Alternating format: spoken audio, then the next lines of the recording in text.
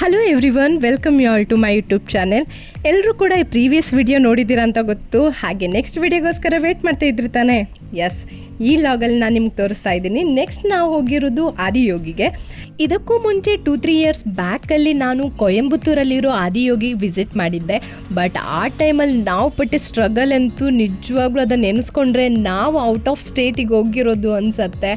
First time out of ಸ್ಟೇಟಲ್ಲಿ ನಾನು ಯಾವುದಾದ್ರು ಒಂದು ಪ್ಲೇಸಿಗೆ ವಿಸಿಟ್ ಮಾಡಿದ್ದೆ ಅಂದರೆ ಅದು ಆದಿಯೋಗಿನೇ. ಅದು ಎಷ್ಟೋ ಟೈಮಿಂದ ಡ್ರೀಮ್ ಇಟ್ಕೊಂಡು ಫ್ರೆಂಡ್ಸ್ ಜೊತೆ ಹೋಗಿದ್ವಿ. ಬಟ್ ಆ ಟೈಮಲ್ಲಿ ಟ್ರೈನ್ ಬುಕ್ಕಿಂಗ್ ಇರಲಿಲ್ಲ, ಎಂಥ ಸಹ ಇರಲಿಲ್ಲ. ಜಸ್ಟ್ ಸೆಕೆಂಡ್ ಕ್ಲಾಸಲ್ಲಿ ಹೋಗಿ ವಿಸಿಟ್ ಮಾಡಿದ್ವಿ. ಇಲ್ಲಿ ಸಹ ಜರ್ನಿ ಮಾಡ್ಕೊಬರುವಾಗ ಎಲ್ಲಿದೆ ಏನು ಅಂತ ಕಾಣಿಸ್ತಾನೆ ಇರಲಿಲ್ಲ. ಎಷ್ಟೋ ಒಂದು ಹಾಫ್ ಆನ್ ಅವರ್ ಆದಮೇಲೆ ಶಿವ ಕಾಣಿಸ್ತಾ ಇದ್ದ. ಈ ಟೆಂಪಲಿಗೆ ಮತ್ತು ಅಲ್ಲಿ ಕಂಪೇರ್ ಮಾಡೋ ಥರನೇ ಇರಲಿಲ್ಲ. Full different. ಜಸ್ಟ್ ಆ ಶಿವ ಏನಿದ್ದಾನೋ ಅವನು ಒಂದು ಸ್ಟ್ರಕ್ಚರ್ಸ್ ಬಿಟ್ಟರೆ ಉಳ್ದಿರೋದೆಲ್ಲ ಡಿಫ್ರೆಂಟಾಗಿ ಫುಲ್ ಚೇಂಜಲ್ಲೇ ಮಾಡಿದ್ದಾರೆ. ಸಖತ್ ಅಂದರೆ ಸಖತ್ತಾಗಿತ್ತು. ಹಾಗೆ ಶಿವನ್ ಸ್ಟ್ಯಾಚು ಮುಂದೆ ಒಂದು ನಂದಿ, ಹಾಗೆ ಒಂದು ನಾಗನ್ ಸಣ್ಣ ಟೆಂಪಲ್ ಇದೆ. ಅದ್ರ ಒಳಗಡೆ ಹೋಗಿ ನೀವು ಕೂತ್ಕೋಬೇಕು. ಅದು ಕಲ್ಲೇನಿದ್ಯೋ ಎಷ್ಟು ತಂಪು ಅಂದರೆ ಅಲ್ಲೇ ಕೂತ್ಕೊಬಿಡುವ ಅನಿಸತ್ತೆ. ಹಾಗೆ ಟೆಂಪಲ್ ಹೊರಗಡೆ ಇರೋ ಕಲ್ಲುಗಳು ಅಷ್ಟೇ ಈ ಥರ ಉರಿ ಬಿಸಿಲಿದೆ. ಬಟ್ ಆ ಕಲ್ಲುಗಳು ಯಾವುದೇ ರೀತಿ ಕಾಲು ಸುಡಲ್ಲ, ಅಷ್ಟು ತಂಪಿರುತ್ತೆ. ಹಾಗೆ ಇಲ್ಲಿಂದ ರಿಟರ್ನ್ ಆಗುವಾಗ ಹೊಟ್ಟೆ ಹಸಿವಂತೂ ಸಿಕ್ಕಾಪಟ್ಟೆ ಆಗ್ತಾಯಿತ್ತು. ಸೊ ಒಂದು ಪರೋಟ ತೊಗೊಂಡಿದ್ದೆ, ನಾನು ಚಪಾತಿ ತೊಗೊಂಡಿದ್ದೆ. ಅದನ್ನು ತಿಂದುಬಿಟ್ಟು ನೆಕ್ಸ್ಟ್ ನಾವು ಬ್ಯಾಂಗ್ಳೂರ್ ರಿಟರ್ನ್ ಆಗುವಾಗ ಇನ್ನೊಂದು ಪ್ಲೇಸ್ ಹೋಗಿದ್ವಿ. ಅದು ಯಾವುದಂದರೆ ಏರ್ಪೋರ್ಟ್. ನಿಜ ಇದೆಲ್ಲ ಒಂದು ಪ್ಲೇಸ್ ಅನಿಸ್ಬೋದು ಕೆಲವರಿಗೆ, ಬಟ್ ನಿಜವಾಗ್ಲೂ ನನಗಂತೂ ಇದು ತುಂಬಾ ಖುಷಿ ಆಯಿತು.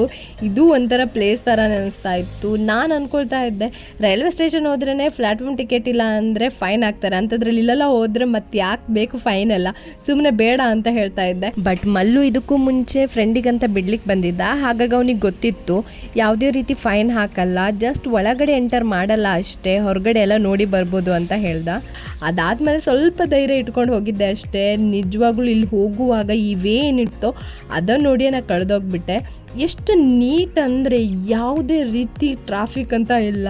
ಜಸ್ಟ್ ಗಾಡಿಗಳು ಅಷ್ಟೇ, ಯಾವ ರೀತಿ ಯಾರು ಹೋಗ್ಲಿಕ್ಕಿರತ್ತೆ ಜಸ್ಟ್ ಅವ್ರನ್ನ ಪಿಕಪ್ ಮಾಡ್ಲಿಕ್ಕಿರತ್ತೆ ಅಷ್ಟೇ ವೆಹಿಕಲ್ಸು. ಚೆನ್ನಾಗಂದ್ರೆ ಚೆನ್ನಾಗಿತ್ತು. ಹೋಗುವಾಗಲೇ ಆ ಗಾರ್ಡನಿಂಗೆಲ್ಲ ನೋಡ್ಕೊಂಡು ಹೋಗುವಾಗ ನಾನಂತೂ ಕಳೆದೋಗ್ಬಿಟ್ಟೆ.